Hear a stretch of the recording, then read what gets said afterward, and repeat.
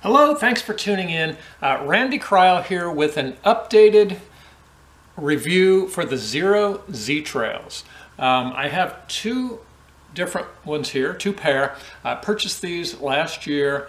One is super well worn, the other one's like new, and I use them for very different purposes. Quick disclosure, I am a paid Xero partner and a wear tester. So sometimes I get free shoes or sandals, other times I purchase them, and if I'm lucky, I may get paid a referral fee if you'll support me on my Xero affiliate link. Backing up, so early in 2020, I purchased a brand new pair of Xero Z Trails with this stylish sort of New Mexico theme, and as you can see, I've really warped them out of shape, especially on the back.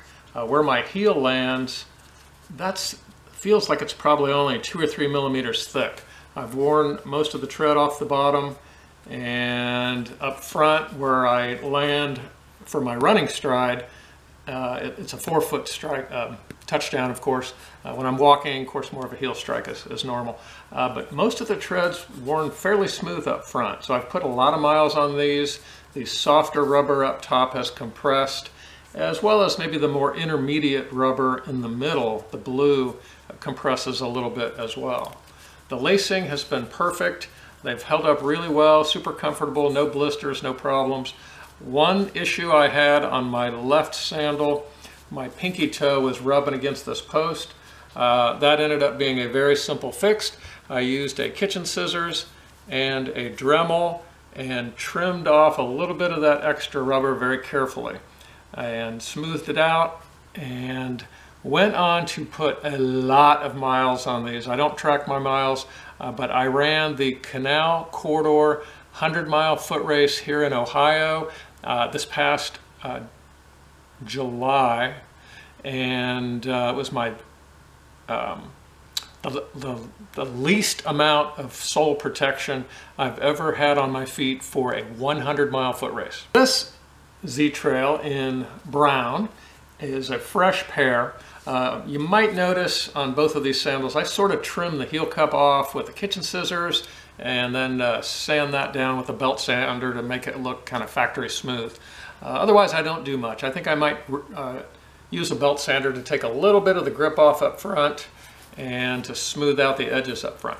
But I do very little to these other than trimming off the 4-foot post just a little bit. So needless to say, I was pretty excited to learn that I could run a 100-mile foot race in the Xero Z Trails. They're super light. There's just a little bit of cushion there for the long distance.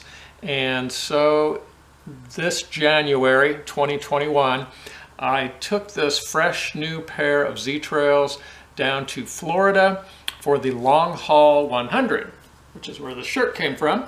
And I got a PR by well over an hour for my 19th official 100-mile foot race. And I was the last person to get the sub 24-hour buckle there. But the main thing is I ran the entire distance again in the Z Trails and again with no socks needed and absolutely no skin abrasion issues or anything. So that was sort of a big deal for me. I'll be 59 in August. Thrilled to be able to run 100 miles. Absolutely thrilled to break the 24-hour threshold and to do it in this super lightweight, phenomenal sandal from Xero Shoes.